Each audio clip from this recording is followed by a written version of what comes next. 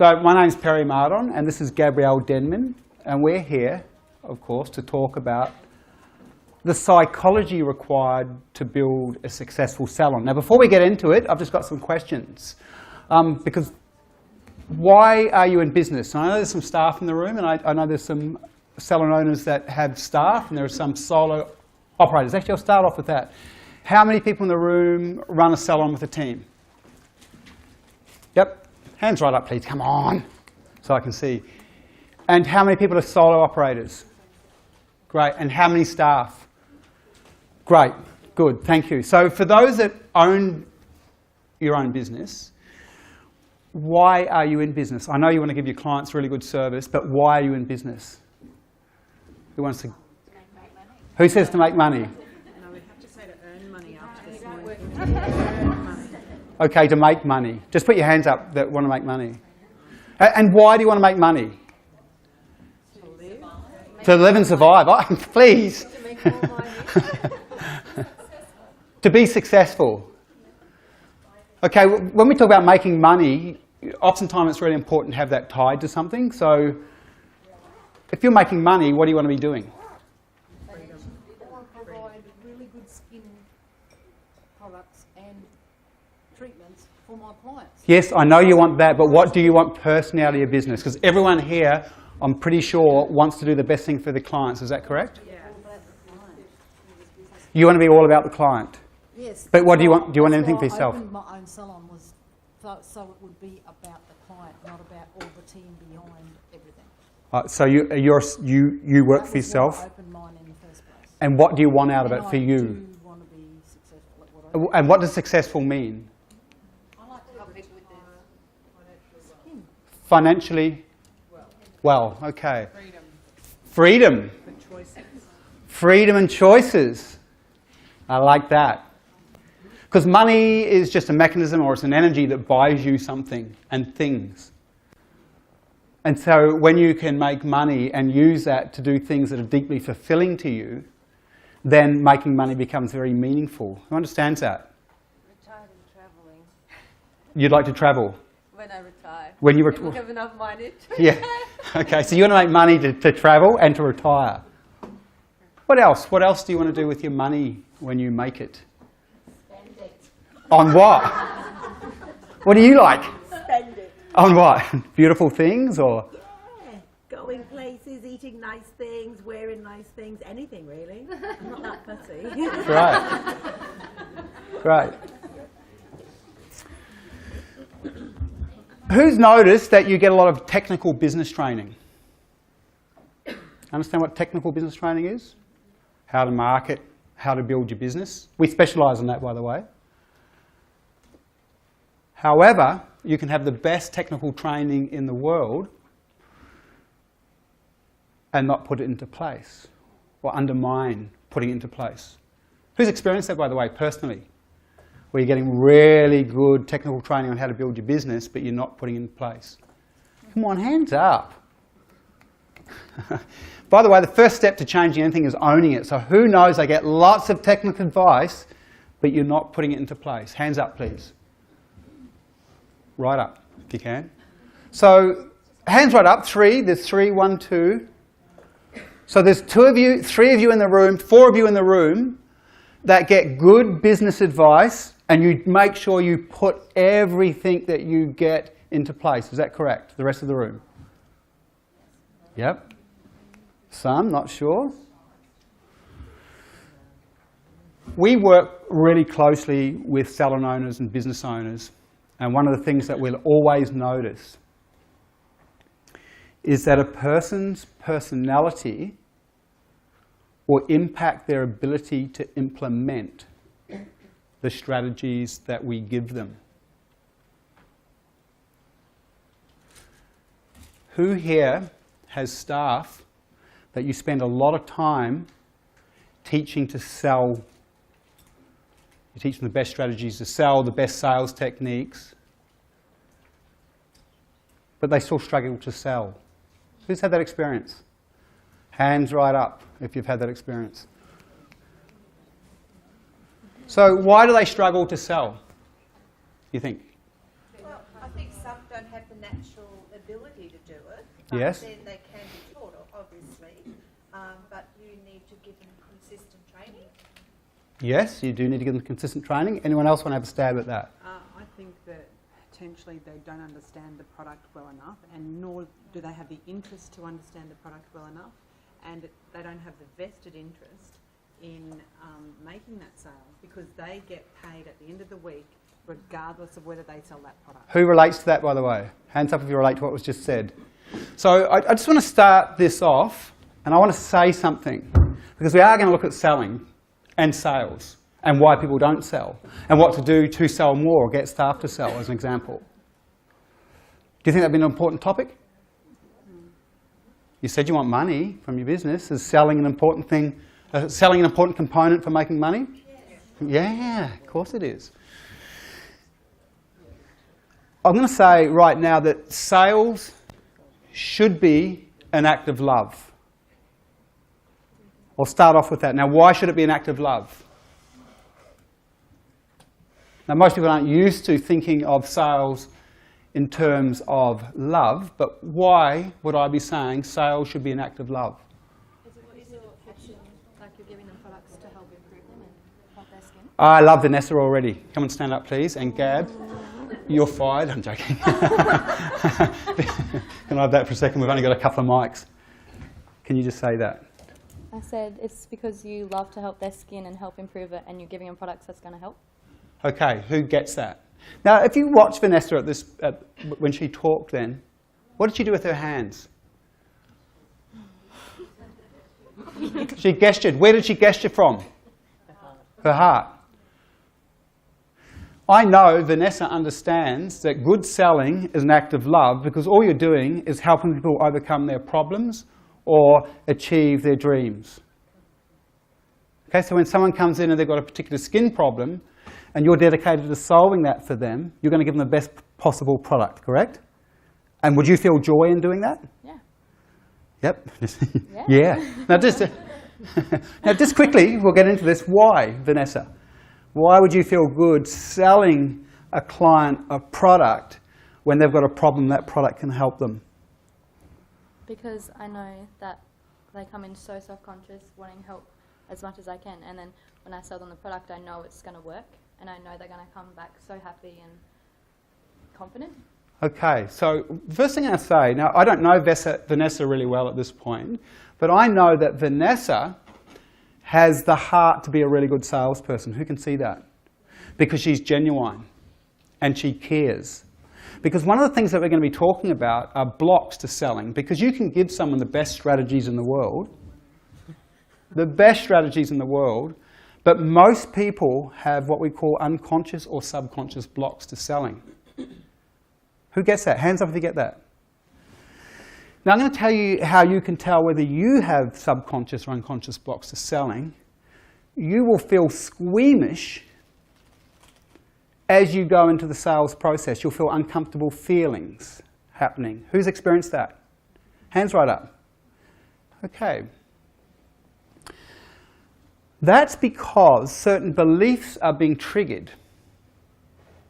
Certain beliefs that you hold about selling, sales, and salespeople. Now what that will do is it will diminish your emotional engagement and emotional energy towards the client in the sales process. I'm not going to tell you what happens right now, because that starts to set up a disconnect with the client. And you've made it about you rather than the client. Who gets that? Oh, I hope they like me when I'm selling. Who gets that? Oh, they mightn't like me. They might think I'm a horrible salesperson. At that point, who's it about, you or them? Yeah, you. Okay, great. Now, one of the things I want to say right now, because I can feel what's happening in the room, in our work, our clients have to own everything. So growing up as a child, I'm not going to go into my upbringing, but it was a fairly ruthless upbringing. I met my teachers, and my teachers got me to own everything. One sec, Vanessa, don't get too bored. Own everything. That meant that everything that I saw inside of me, meaning the way I behaved, what I thought, what I believed, had to be owned, whether I liked it or not.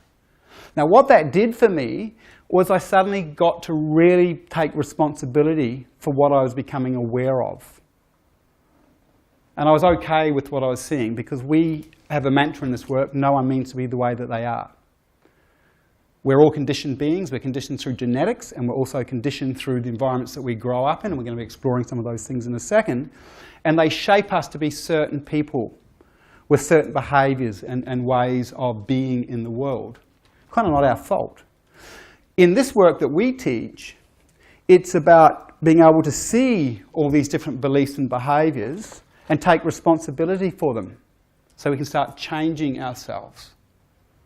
And I'm going to tell you right now, I used to be terrified of selling because some of the belief structures that we're going to be talking about today.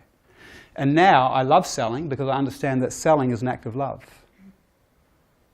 And I'm a good salesperson. I have very high close rates. I didn't used to, because the moment you've got unconscious blocks to selling, you're not serving a client. And by the way, you're not serving yourself.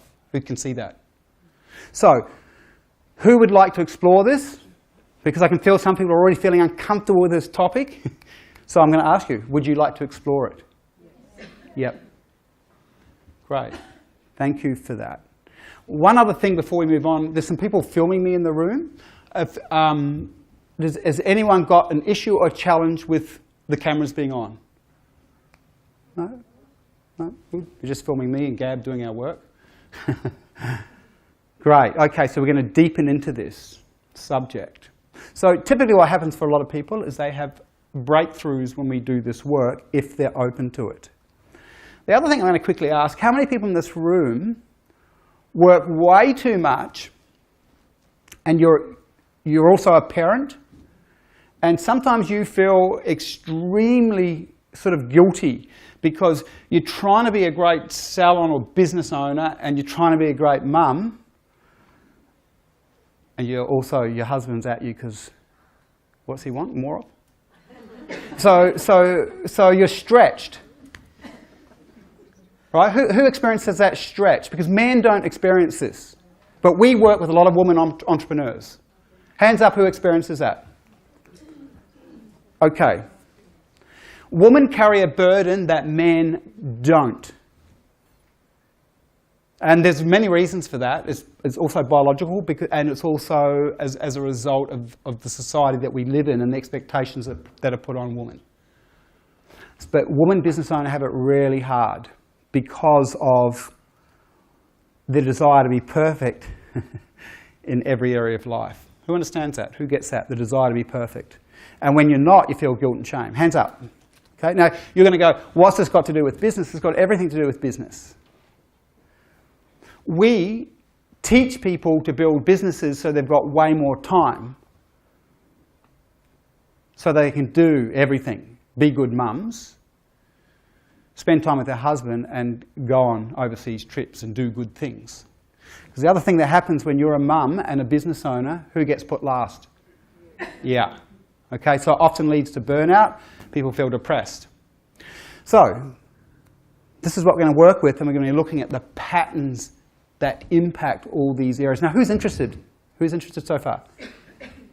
Great. Okay. Now I can get back. Now, thank you, Vanessa. Now, Vanessa, I'm going to work with you a little bit later on. Is that okay? Yeah. Because you've got a great approach. Okay. Now,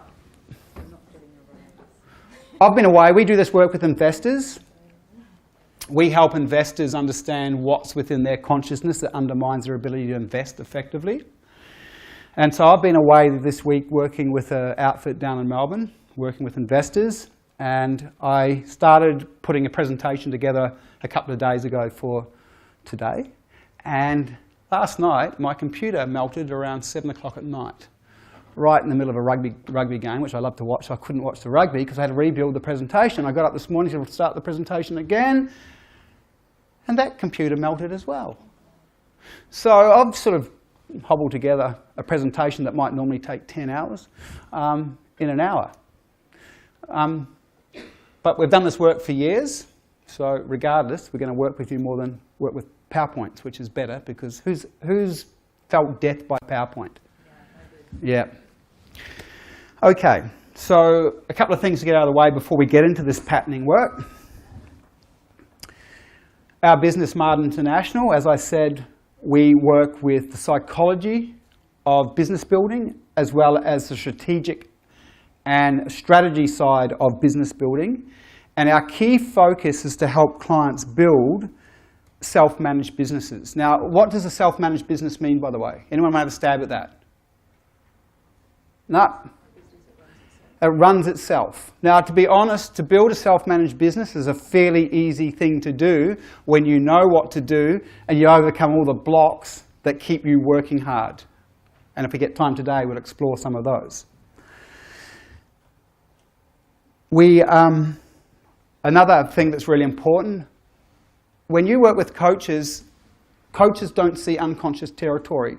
All my coaches, including Gab here, they see unconscious territory. Now, seeing unconscious territory means that they're seeing behaviours and beliefs that you carry that you don't see for yourself because they're in your blind spot. Who understands what a blind spot is?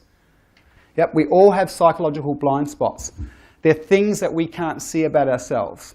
Now, our coaches are trained to see those things. So when you work with one of our coaches, within a session, you just get these amazing breakthroughs. Now, most coaches, they're very good at what they do. They're usually trained well, but they don't see unconscious territory. So it will take them a long time to get the breakthroughs that you can get when someone can see what you can't see about yourself, but it's holding you back. Okay, we're going to get right into this. Actually, by the way, as you see, pretty much anything you'll ever see on our websites or in any of our marketing material, when you see people talking about the results of this work, it's always the same thing. I make more, I work less. Anyone interested in that, by the way? Hands up if you are. It's a good thing to be interested in. Some of the businesses that we work with, but I'm more interested in getting into what we're going to do with you today. I put this up here because you really, when you are being taught or educated or you're learning from everyone, you want to make sure that they walk their talk. Who gets that?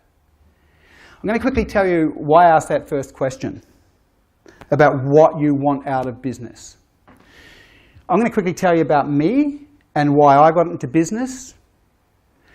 I was a surfer and I loved surfing. It was the thing that just gave me the most passion. I loved playing sport. And all of a sudden, when I was about 16, suddenly, or 17, I think it was 16 or 17, I was headhunted by a corporation to come and work with them. And all of a sudden I was working from like, I don't know, 8:30 to 5, and I only had the weekends to do the things that I loved. And guess how I felt about that? Because I think I'm like you. My highest value is freedom. It's by far my highest value. It's probably less now. It's actually love would be my highest now. But for many years it was freedom.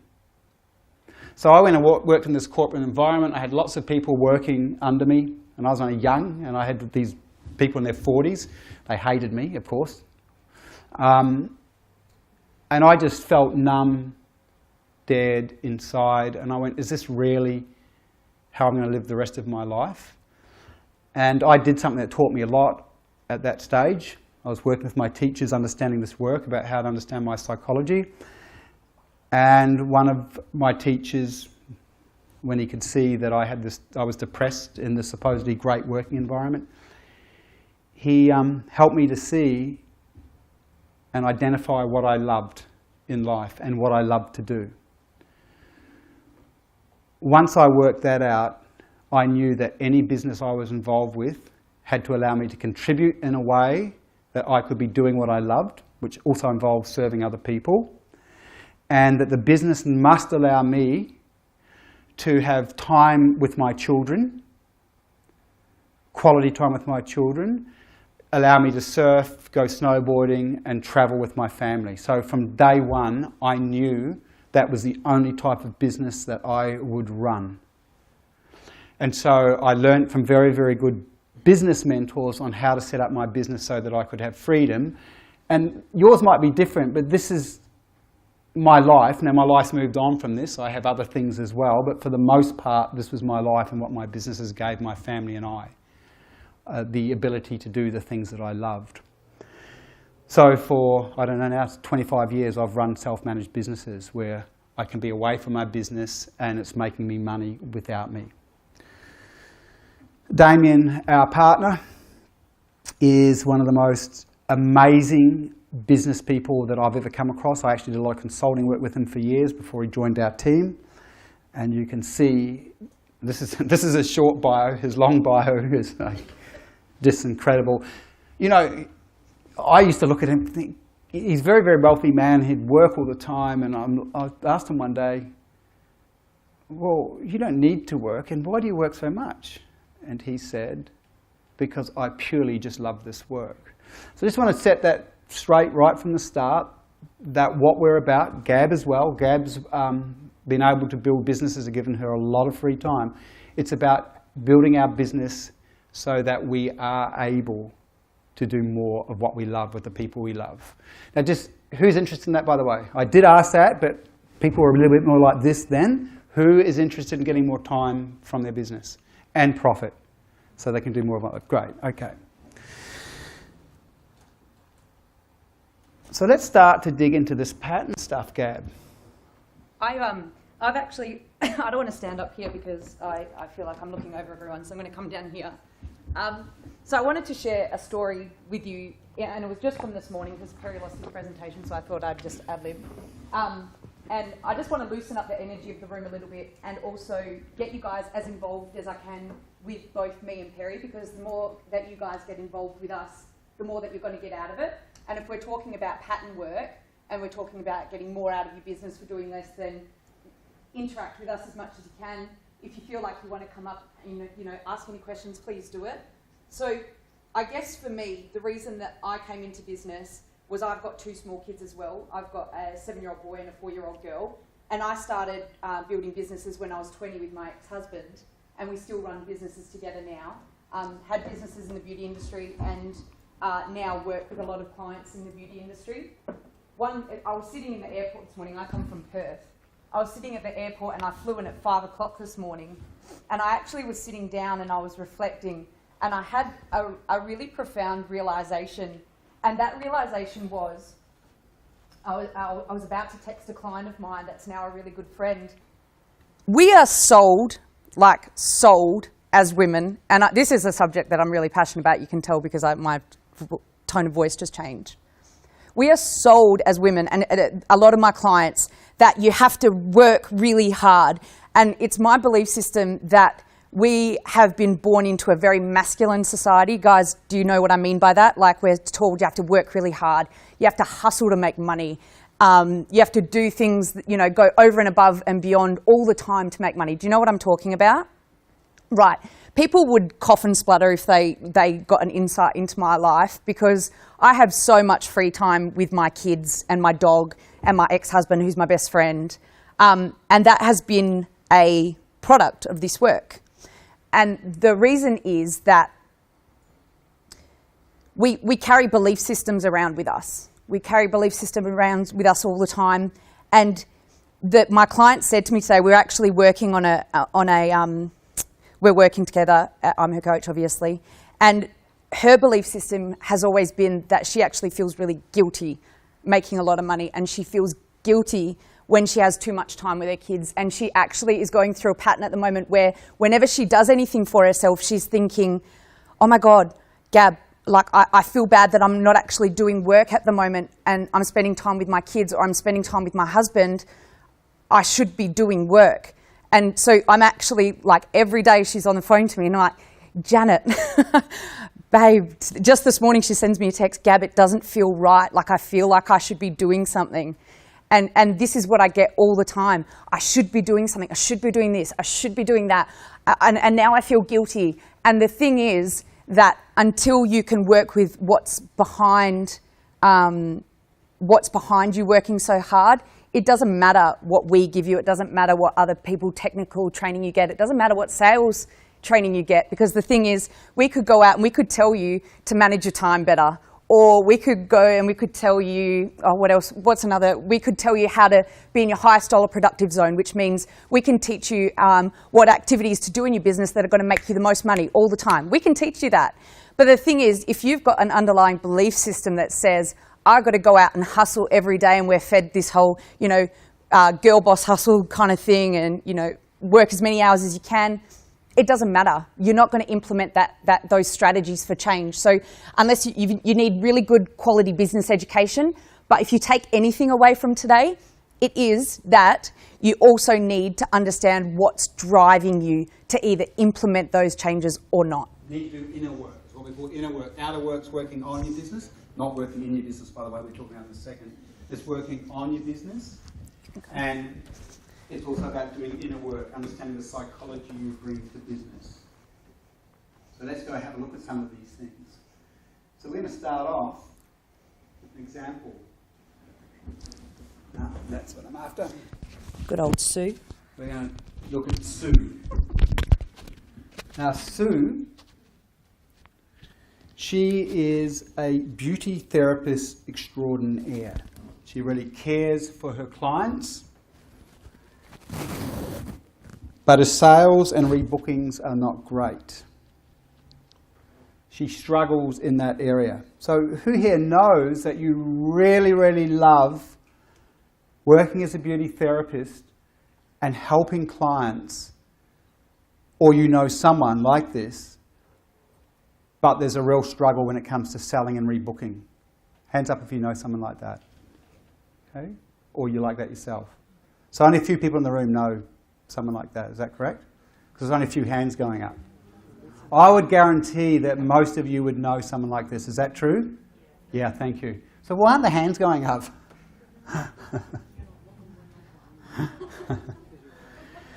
So, as I said, you can have someone, you can look at technical training, but it won't deal with the blocks. Now, as I said before, the key indicator is uncomfortable feelings in the sales process.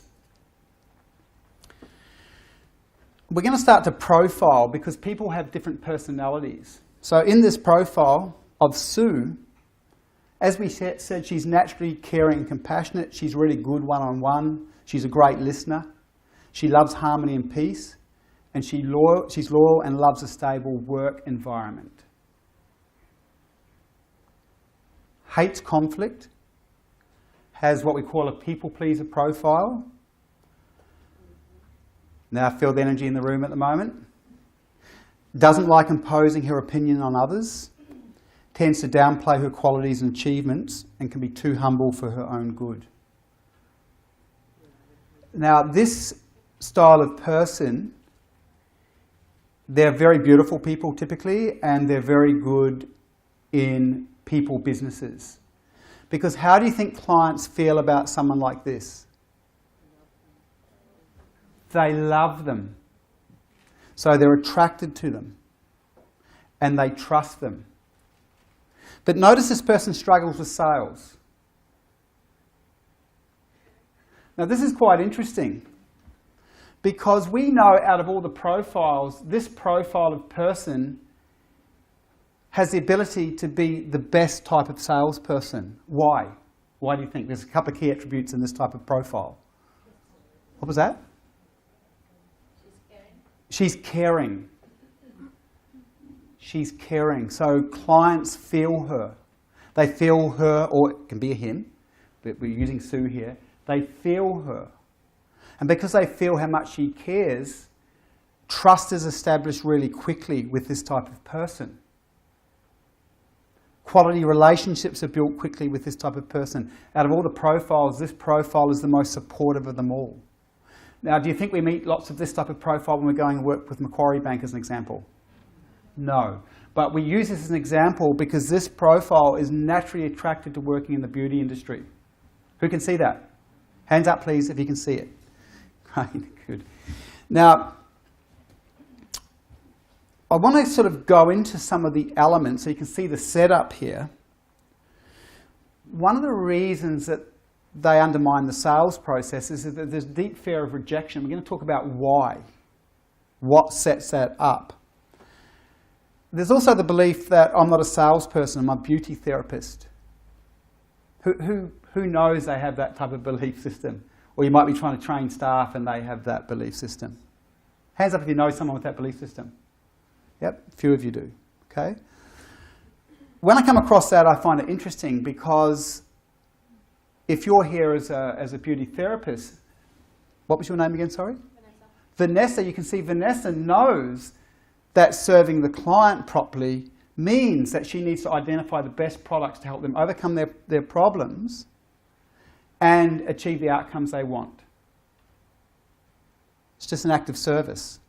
Selling is an act of service that gives the client what they've come to you for.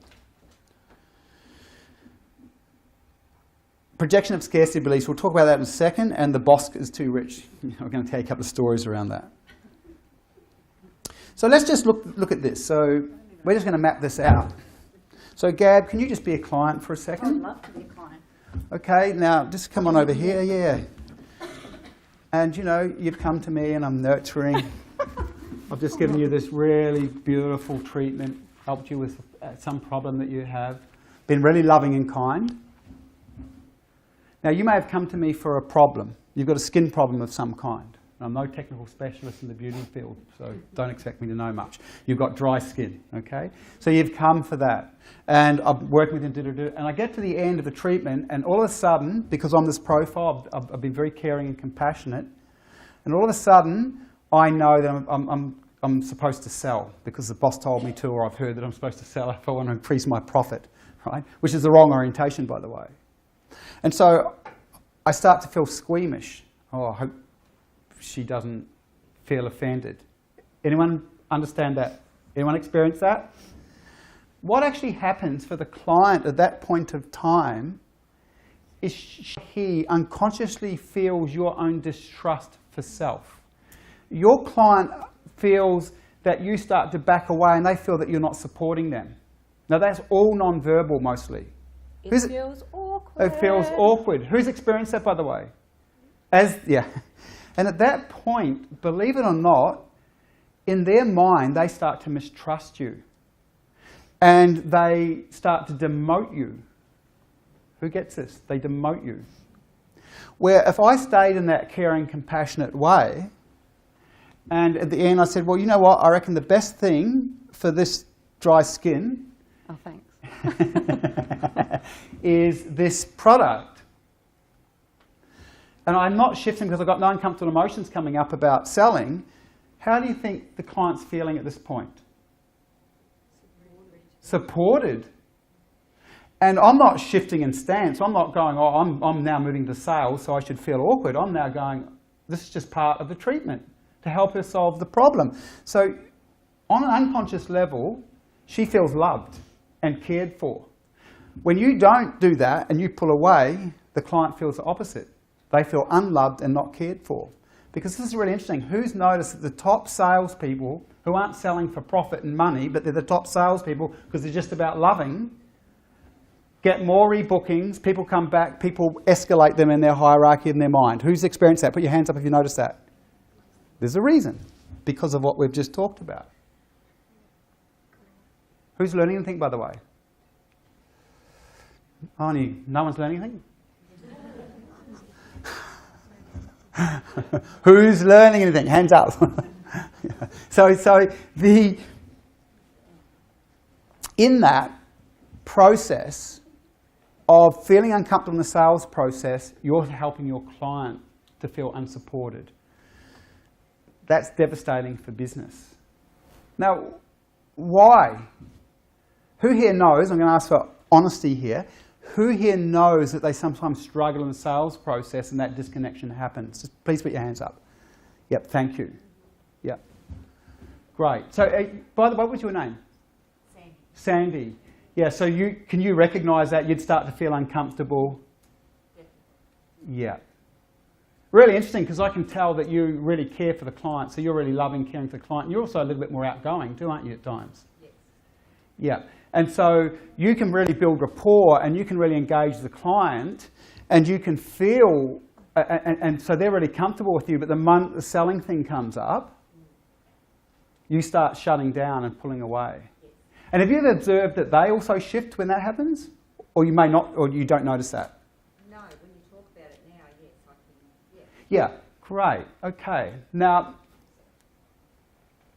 we'll go do some work with this. Yeah. What I'd like to do, I can actually, would you like me to work with you? You can say no. I can bring you up here and I can work with you. Do you want to know why you feel this way? What beliefs might be there? And you've got every right to say no to me. You'd like me to? Great. I think you're amazing, by the way. Thank you. Come on up. We'll both work together.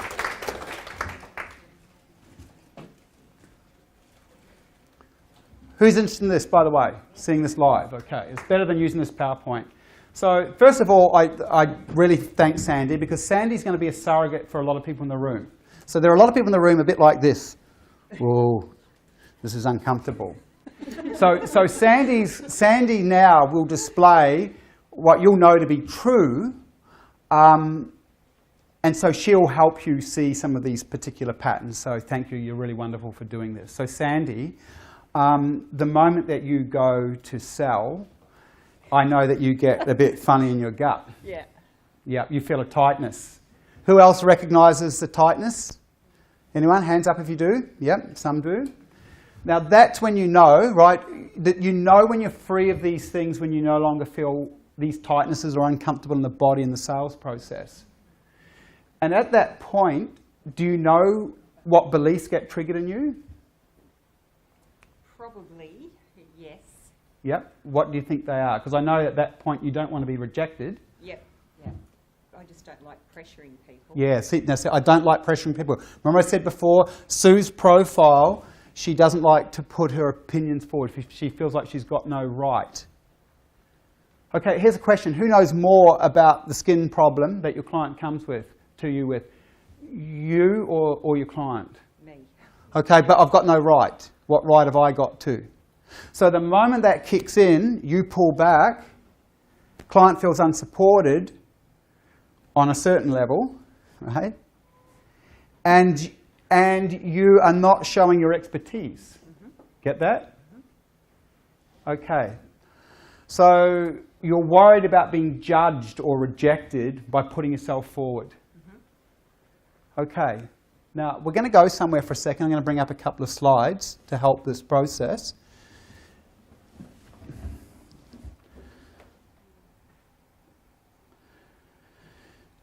Who watches Today Tonight's 60 Minutes or a Current Affair?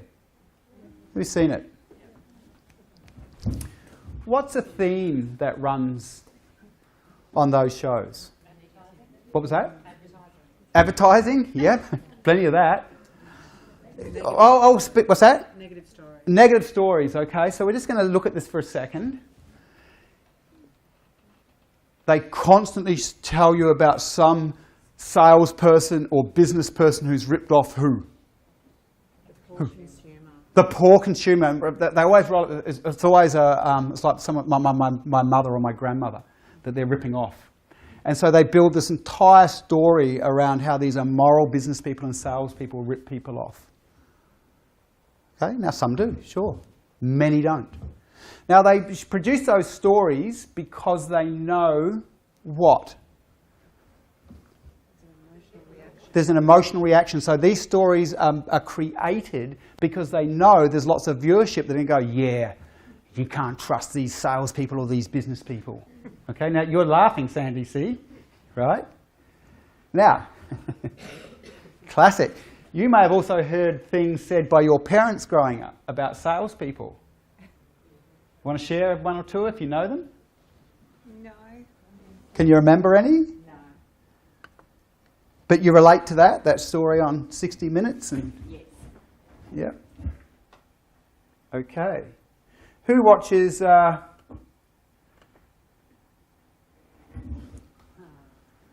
some of the older crew here will remember one of those TV shows.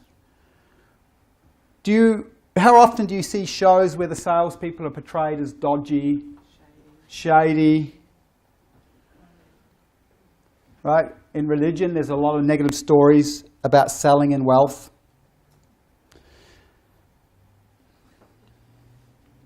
So we grow up and we're constantly bombarded. And by the way, I'm going to tell you that a great proportion of Australia, we work with all different cultures and socio-economic groups, most portions of Australia are programmed by the people that are around the media to mistrust the wealthy people. It's what we call it, a lot of wealth negative beliefs. Does that make sense? Mm-hmm. Now, these wealth negative beliefs or these sales negative beliefs are always coming up when you're doing business. This is why you'll undermine even the best strategies. So, Sandy, I noticed when I was showing the 60 minutes, or sorry, the current affair or Today Tonight, you really resonated with that. Do you think there's a part of you that's worried that your client might think that you're a greedy salesperson when you start to engage them in product? Yes. Thank you. Give her a clap, by the way.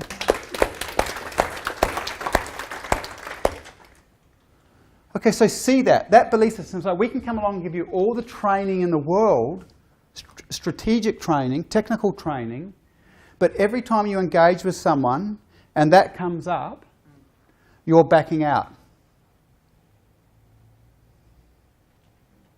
Get it? Yep. Can anyone feel the room at the moment? That means there's a level of truth hit. So it means that quite a few people in this room respond to that. So who can see that you have inside of you a part of you that's concerned about being seen as a greedy salesperson when you go to sell? Hands up. Yeah, great, good stuff. Now, let's look at Sandy for a moment. Sandy, Sandy gets a lot of joy from working with clients. In fact, her payday, so to speak, is the good feeling she gets when she does a good job of nurturing and caring a client and the client appreciates that. That's your emotional payoff for the work. Now that means that you are fulfilled in your work. Can you see that? But what I also know right now, Sandy, is that you have a lot of beliefs about money and wealth and power that will always tend to ensure that you don't make a lot of money. Now see, you've just held your breath. Thank you. Take a breath, breathe it in. When I said before that we read unconscious territory of clients, Gab can do the same, we weren't lying.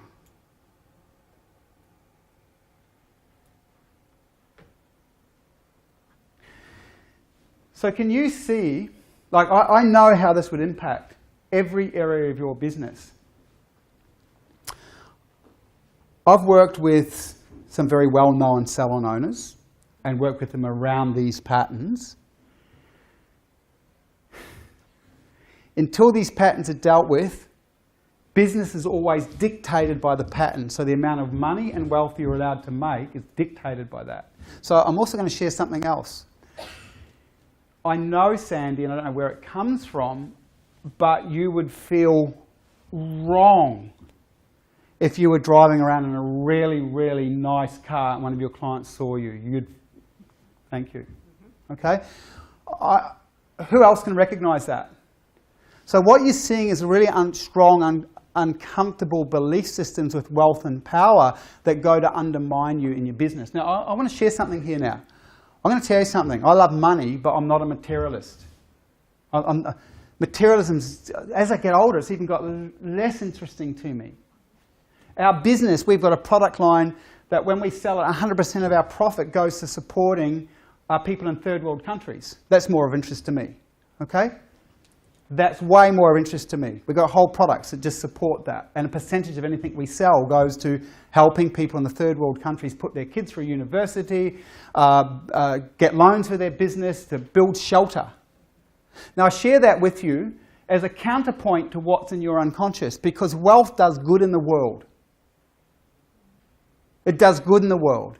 So what happens is I see Sandy, a really beautiful person. She also has a spiritual orientation. Sorry. Correct? Correct. Yes. And so she could be of real service and really give to the world, not just to her clients, but in ways that she can't even begin to see or imagine yet. But because she's afraid of being perceived as wealthy and has a lot of negative viewpoints about being wealthy, she can't serve the world in the way that she could. Who understands that? Not only can't you can't serve your client in the way you could, but just watch this, because I know I can see how Sandy operates. Sandy, if you were a multi-millionaire, what would you really love to do? Really love to do. Yeah. Now watch, see how you held your breath? Yes. Because you held your breath because there are things there you don't want to fully own, so you've got to push them back down by holding your breath. Okay, that's just letting you know that. I'll ask again. What would you love to do if you were a multi-millionaire? All that comes to mind is my kids. Just set my kids up. Thank you. Okay, really important. Now, to go to set your kids up, why do you want to set them up? So they can have good lives. Put that too. So they can have good lives. Right, thank you. Does everyone see that that's a noble thing? Who thinks that's a pretty noble thing? Put your hands up if you see that's a noble thing. Okay, can anyone see the conflict? Talk about conflict. So all this wealth that she creates would be used for good, because, by the way, you can't use it on yourself, because that would make you what? I won't go there. Selfish. And, right? Yeah, okay. You're an overgiver. You struggle to receive. You go and you give to clients, but you would feel guilty because you're selfish and you start to move towards, right? You get me? Mm-hmm. Yeah. So all these things impact your ability to run a business. So let's just go back to this core principle. Noble cause for your wealth. I'd like you actually to keep some for yourself. You do deserve it. Okay? And it won't make you greedy and evil if you're just a little bit selfish. Mm-hmm. Who understands the battery? Okay, quickly share something with you. Years ago, I loved helping people and serving and working with people. So I'd go out and I would present, and then I'd come back, and then someone else would go and speak at a conference, someone else would go and speak at a conference, and I'd be out giving. What happened? I burn out. And then I had a look inside, and I could see, oh, geez, because I understand these patterns because I've been through them. It's almost like I was brought up to think that it was wrong and evil to be selfish. Do you understand that? Yes. Yes. And so the moment that's there, you'll tend to be an overgiver. And if you go to receive, you'll feel guilty. And you'll push it away. Now, by the way, this manifests in basic business practices. Discounting. Spending too long with a client. Got it? Got it. Okay? Feeling guilty if you're putting your prices up. All those types of things. Who's learning anything, by the way? So in this, seeing this whole selfish thing and burning out, I realised that when I keep something for myself, that might be time, that might be holidays, that might be things, my battery gets filled up again so I can go and give. If you keep trying to give if you're a giver without being selfish, you'll burn out and can't give. It's like a battery. You've got to recharge the battery. So I'm going to tell you right now, Sandy, one of your challenges and issues is your giving and receiving's out of balance, and you feel guilty when you receive. Okay? I'm also going to say that, say, some of your spiritual leanings, you've actually had some conditioning, spiritual conditioning, that contributes to this. Okay? Now I'll quickly talk about that. Whether you're a Christian or not, and by the way, there's some very, very beautiful aspects of Christianity, but most major religions teach what about wealth and power? Evil. It's evil. There is a lot. Does this make sense? Yeah. It's evil, it's wrong. If I go back in the 50s, talking about woman things before, in the 50s, women were taught what? What were they supposed to be doing in the world? Keeping the house. Because we lived in a patriarchal society. You're supposed to look after the house and serve who? The men. Okay? So women were taught to give, and Christianity supported this. So if you look at Australia in the 50s, Christianity, in the same way that Americans now use God as a reason to go to war, in the 50s, Australians used God as a reason for women working in the home and not going out, because a woman's place was in the home, and that's what a good woman was. This is what you were pointing at before. Who gets that, by the way? Who understands that? Some of you of the younger generation, you won't have any concept of this because the world's completely different, but you're relating to what I'm saying, aren't you? Mm-hmm. So can you see that impacts every area of your sales and business? Yes. Yeah. Now, can you also see, because you're in your body, that it doesn't matter what technical training you get, these patterns will rule your actions. Yes. Yeah. Who's learned something from Sandy? Yep. Who's having aha moments? Who here, like, it's really interesting working in this room. Because as we start to bring up what we might call a truth, which gives the potential of breakthrough, I can feel people going, ooh. Okay, now that energy of awe, that will keep you stuck. Who understands that? It keeps you stuck. So I know these can be uncomfortable subjects. They're not for me, they're not for Gab. We work with them all the time. We've been through them, we've worked through them ourselves. And it becomes very liberating and very free, to be honest, when you work through these things. But what happens in the room, I can feel it confronts and... But nothing changes unless your patterns, unless you're willing to inspect your patterns. And I know that it scares some of you, but it shouldn't. Okay, you know, one of the things that I've learned after working with thousands of people, Gab and I talk about this lots, we all walk around thinking we're the only one with these problems. Put your hands up if you relate to that, by the way. And the truth is, every human being you ever come across, I've worked with some very amazing people, but everyone's got patterns that slow them down, stop them, sabotage them, or undermine them. We actually believe this stuff should be taught in schools because this work doesn't just work for business, it works for improving relationships, your own sense of self-esteem, creating things that you want in life. Business is just one part of it. That's an interesting point, Perry. And Thank you, Sandy. Give her a clap. There's a couple of things that I'd just like to add on to that. The first is that there's a... Sorry, what was your name? Sandy. I'm so sorry. I was just away with my train of thought. The first thing is that in what Perry's talking about, we're talking about sales here and we're talking about business. But the thing is that I was actually just talking to my Uber driver this morning. I met this lovely girl that was from Byron Bay that was my Uber driver to go get Perry a hard drive this morning, and we ended up talking about this because she was asking what I was doing. And I said to her, I said, do you know what? I said, people come to us and they want something for business or they want something for sales or they want something for their staff. But in actual fact, they can come to us and it will impact every single part of that person's life. So here we are talking about money and we're talking about sales with Sandy. But if she was to do the inner work or, you know, to inspect this belief system and then take action steps towards having what she wanted, not only is it going to improve her business, not only is it going to improve her profit, but it's actually going to have benefits on a personal level, and it would actually have benefits for her children and her family. Can you see that? Can you guys see that? So I'll give you an example. I had this lady come to me, one of my clients I've had for quite some time now. She came to me to help. She's got staff, and she came to me to help her with a training.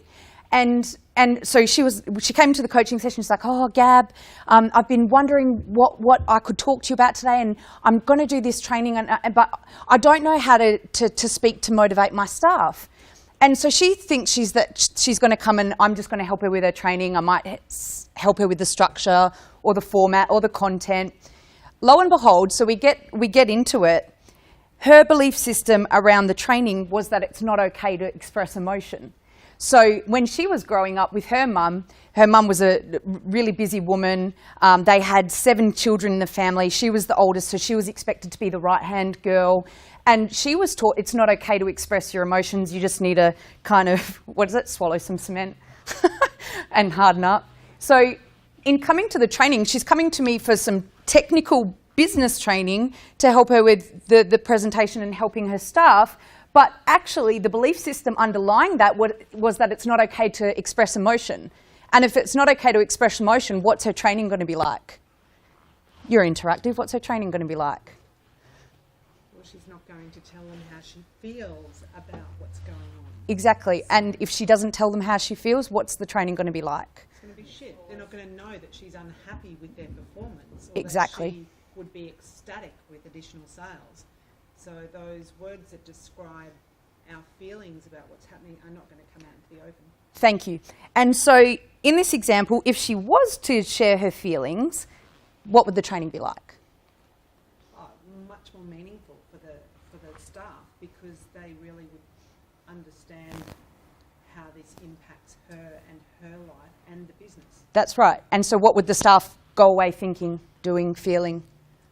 That they're invested in some way in how she feels, and so therefore to make her a happier boss and easier to work with, then they should, carry out whatever her training is. Thank you. That's okay. So we've got a client that comes to me, and we've just explained that she's got this belief system that is underlying everything, and it's about emotion, but really she came for some technical business training. So what's going to happen? She's going to start taking some action steps, doing some inner work, taking some action steps towards being able to feel her emotion and express her emotion. And what happens? She's going to have probably better profits because her staff are going to sell more. She's probably going to feel happier because she's going to be able to express herself. And that's just in the business. But what then happens in her personal life is an ability to express emotion. And what she wants. And what she wants. So we then had a conversation about it, and it was a bit of an emotional session because there was a lot that came up for her. But one of the things that she told me was that when her children were vulnerable or they were crying or they needed their mum, she could actually never hold them or hug them or be close to them because she didn't know how to relate to her kids on an emotional level because it wasn't okay to feel emotion. So all of a sudden, what happens?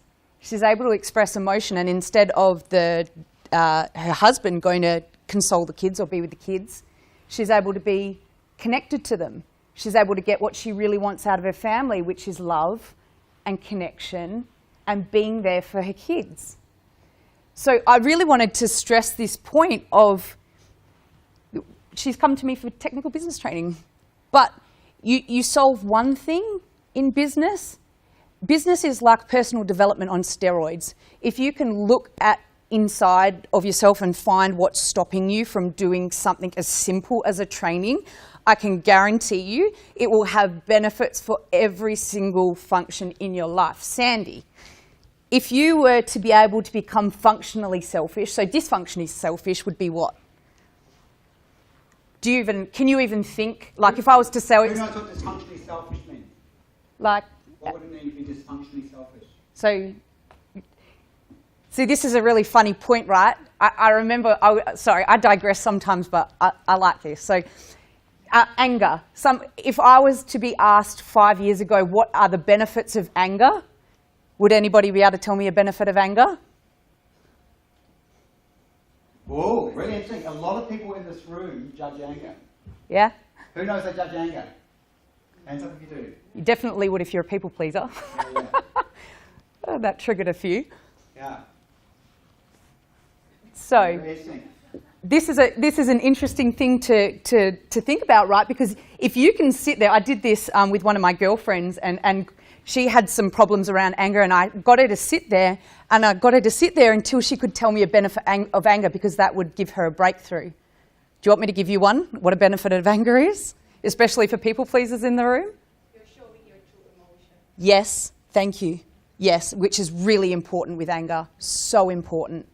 What was that again, sorry? Showing your emotion. Showing your true emotions. You're showing your true emotions, yeah? Which is ownership and ownership. Ownership. So you're actually owning what upsets you.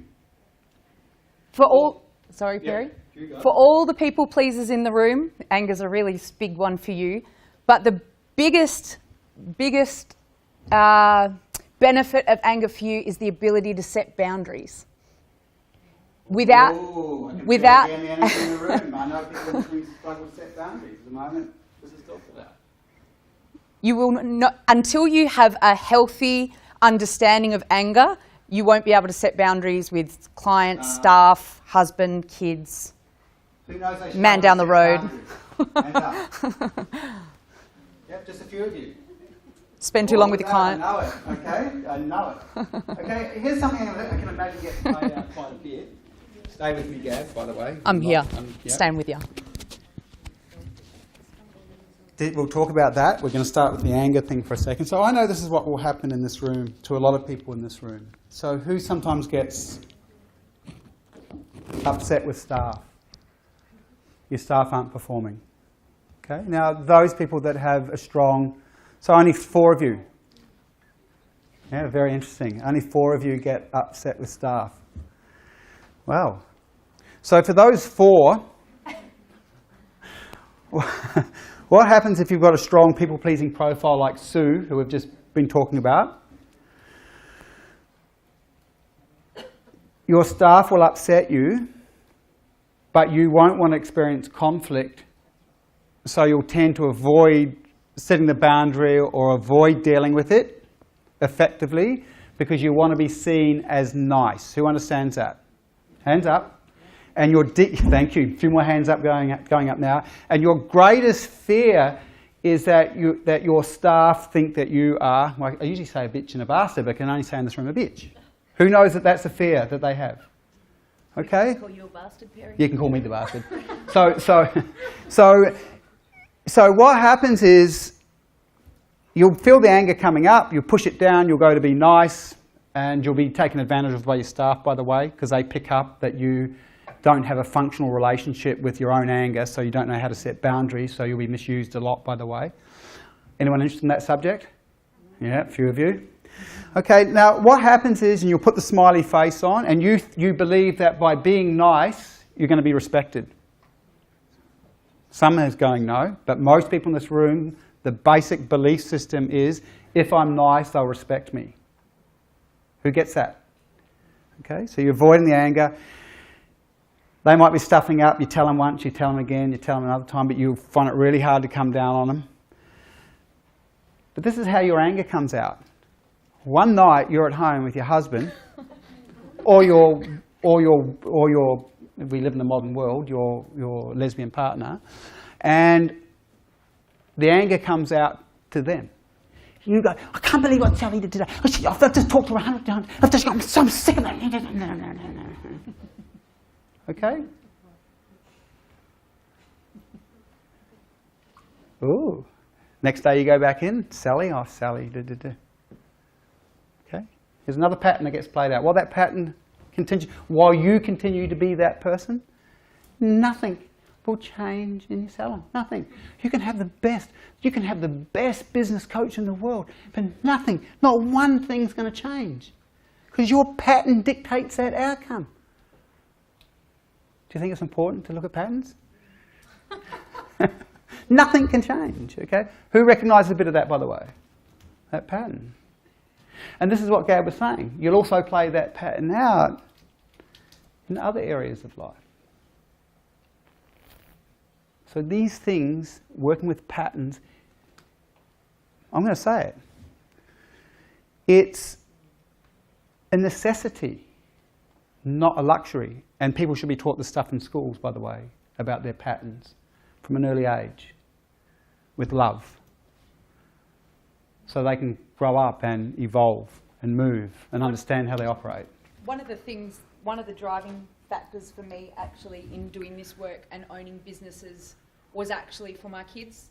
Didn't have, everyone's got their misgivings and hardships in childhood. I didn't have the particular greatest upbringing, so I didn't want to bring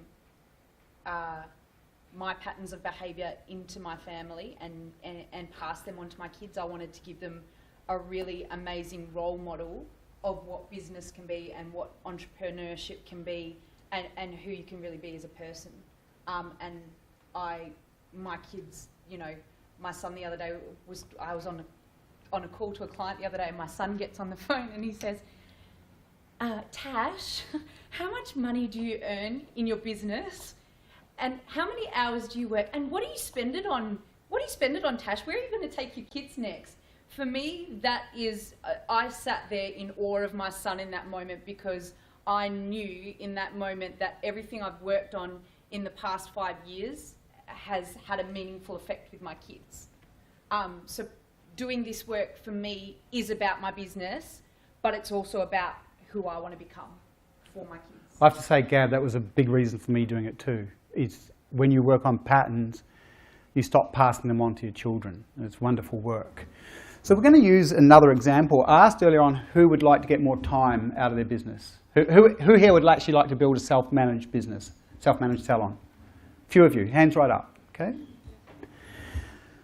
So, as I said, the self-managed salon gives you the ability to, you can work when you want, and if you don't want to work, you don't have to work. So you can go and do fun things, spend time with your family and friends, with your children.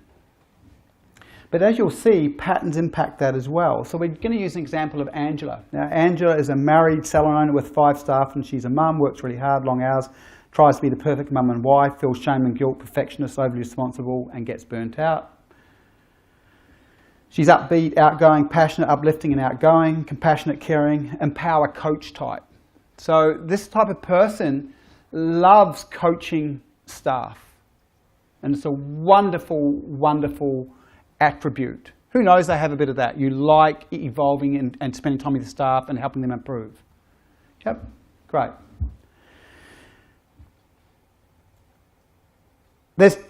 We often call this the super mother profile. She's being a super mum, super businesswoman, trying to be the super wife as well. And this leads to burnout. So a self-managed business, by the way, I don't want to spend any time on this because I feel like it's really important that we work with pattern stuff. But if Angela came to us, we would be teaching her how and what to do to build the salon so it can run without her, which, as I said before, a fairly easy thing to do. We get them in the highest dollar productive activities, that's the first thing, because most salon owners, who here, by the way, who does their own books as an example? Okay, now you might think that you're saving yourself money. Is that your reason for doing your own books as an example? Do you think you're saving money? Well, you can't trust people? You're only part-time. Fair enough. Doesn't make you long to do. Doesn't take you long to do. Okay, so just when we look at hourly rates, if you've got to pay someone $35 to $40 an hour to do the books, and even if your hourly rate works out at $80 an hour, you're still better off getting someone else to do it. But when you actually own or run a business with staff, then it's really, really important that you're ruthless about where you spend your time. And so you need to be in your highest dollar productive activity. Now, if you're building a business, that's usually entrepreneurial activities. That can be looking after the marketing. That can be looking, it has to involve recruiting your team. And by the way, most people have no idea about how to recruit people. Because when you're recruiting, there are certain styles of people you want on your team. And if you don't have them on your team, you'll always be micromanaging. Who gets that? We call them high performers. Once you've got a team in place, you've got systems in place, we also usually put a leadership team in place. And we work to get that person right out of every money-making process in the business. So if you're required in any of the money-making processes in the business, you have to be at work. So basically you delegate all that out. And just quickly, you start to take that business owner and make them redundant from every activity in the business, because now their staff and their systems take care of that. Now, systems only run, coming back to what I just said before, if you've got decent staff. And you need to know how to get decent staff. And most places only need one good leader. And so a lot of our clients, by the way, have ended up getting to the point where they're running salons, but they're over in Greece. And they have meetings once a week with their leadership team. That's what happens when you know how to set these things up properly. But the truth is, most people won't because of their conditioning, the patterning. And we're going to start to look at some of those things. So, Gab said before, she talked about people being conditioned to work hard. So most of the business owners in this room have been brought up and you've gone to work, correct? How many people in this room? Is that 15? Yeah, thank you. How many people in this room have been brought up and they've gotten a job before they got into business? Hands right up, okay? Now, when you got a job and you worked in that job, what were you validated for? Hard work. See, you're a resource. So you're trained to be a resource. Now, for the most part in Australian culture, growing up, your parents also and the education system set you up to be a resource. Who gets that? Yep. By the way, a good business person controls and allocates resources. Do you see the difference? But most people's training is to be a resource. So to set up a self-managed business, it's fairly easy, but people's conditioning will stop them. They'll unconsciously move towards working hard because that's what they were validated for in their original working environments. I've actually worked with business owners and got them free of their business, and I didn't do patterning work. And all of a sudden they're free of their business and they've got to come back because they suddenly feel guilt because they're not working, or that they've got no self-worth without working. When I'm away from my business, I'm going, yahoo, I'm having fun. Great. So do you see the difference? And part and parcel of this, in this being trained to be a resource, you're not trained to be an entrepreneur who selects the right people to run the systems of your business. Hear that? You select the right people to run the systems of your business. And that's basically how you run a self-managed business.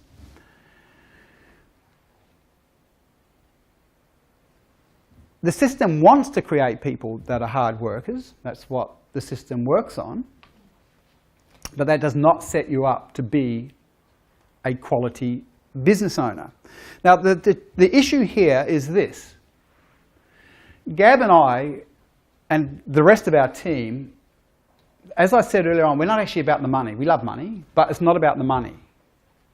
We're passionate about people that we work with being able to become free of what we call survival, or free of having to work all the time,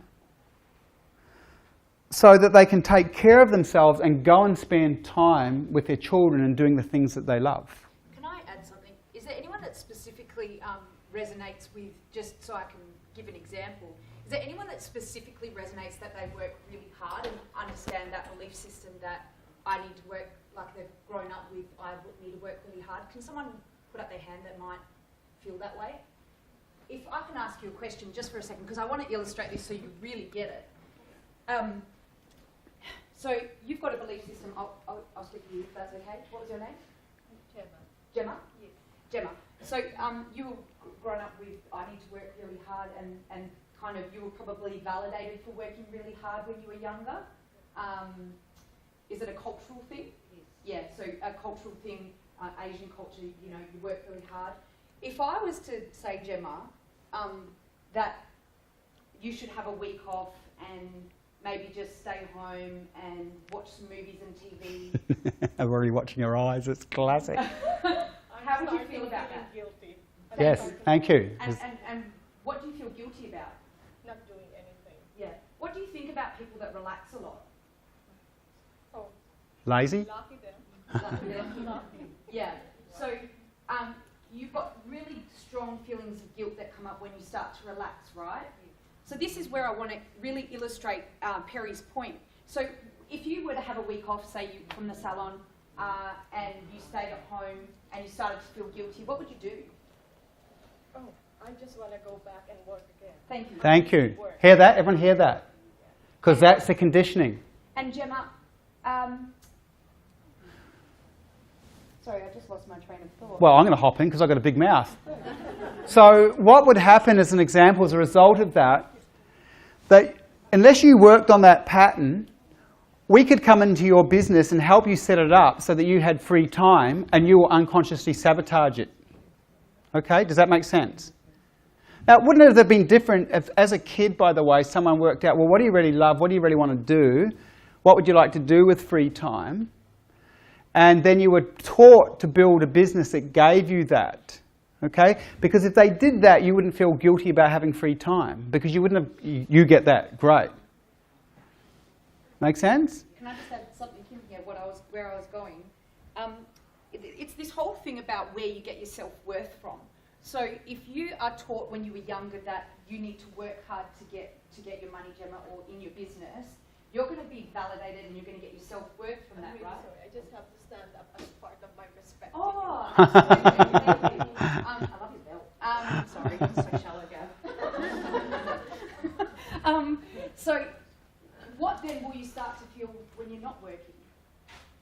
Well, first and foremost, I feel worthless. Yes, exactly what I was saying. Thank you. Thank you. So, what needs to happen then is you need to restructure, or you do things where, you know, we do our own practices is inner work, where you restructure your belief system, Gemma, so that it's okay to relax. I'm a valuable and lovable person when I'm relaxing with my family. That's something I really need to learn. Well, great. That, and I'm really open to it. Yeah, absolutely. So you can see why you've not done it in the past before. You might say, I'm a salon owner, I really want to spend more time with my family.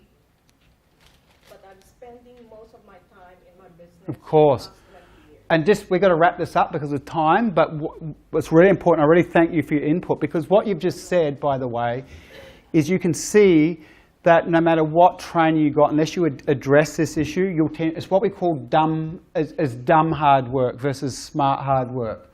Smart hard work, if you're going to build a self-managed business, you have to work hard, but you're actually building asset that will make you money when you're not there. So it's smart use of time versus just what you're doing is unconsciously just working hard because it fulfills the value system that you were conditioned in when you grew up. Okay, who learned something from today?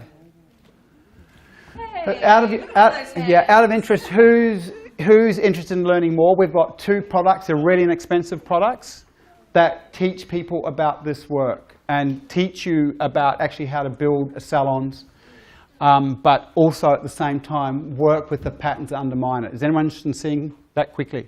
Yeah, thank you.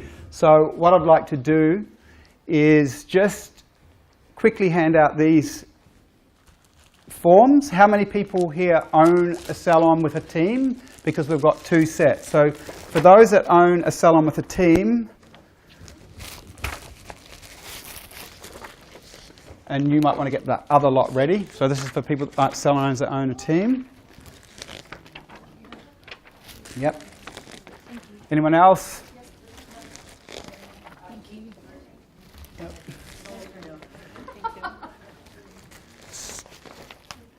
And anyone here a sole business owner? You work on your own, or maybe have 1 staff, or you work and you're interested in improving your sales processes. So I'm still working with team. Gab's working with solo. Team? Team? Team? Well, you can choose. I'll give you both. Do you also do training, because I'm a trainee in a private school in Sydney, do you also train students? Yes, I live in Sydney, so we'll have a chat afterwards. Team? Solo, okay. Anyone else team? What is the good of being selfish and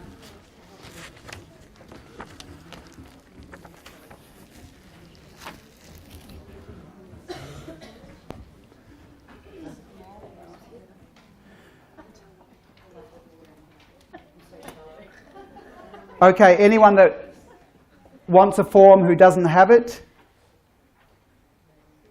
I'm not going to go into this in detail. We're going to wrap this up. So basically, this training is actually really quite in depth. There's a lot of material. You're able to do it in your own time. The Salon Superstars training, which is for those with a team, comprises some product. And the first is the 10 Secrets of Salon Superstars video and audio training. So it's downloadable. You can listen on your phones or watch it on your phones. And there's over 5 hours of video and audio training, and it's salon specific. I have everything in that, including all the subjects. I'm not going to go through it, not in detail.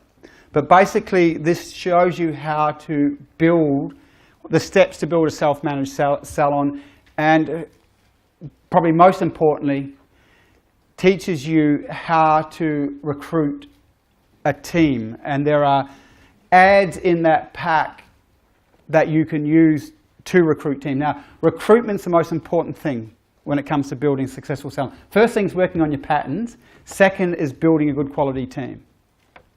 By the way, if you don't work on your patterns, you will attract the wrong people to you. If you have a people-pleasing profile, you're going to attract people that are actually adolescent, on what we call the adolescent stage of development. Who's got teenagers? And notice that teenagers are always trying to work you to get what they want. And if you're weak in any area, they've worked that out. If they know that smiling at you works, they use that. If some child learns that anger works, and you can't be bothered with anger because you've had a hard day, that's what they'll play out on you. Well, staff do that too. Not all of them, but some staff. So we want you to work with good quality staff, so we teach you how to do that.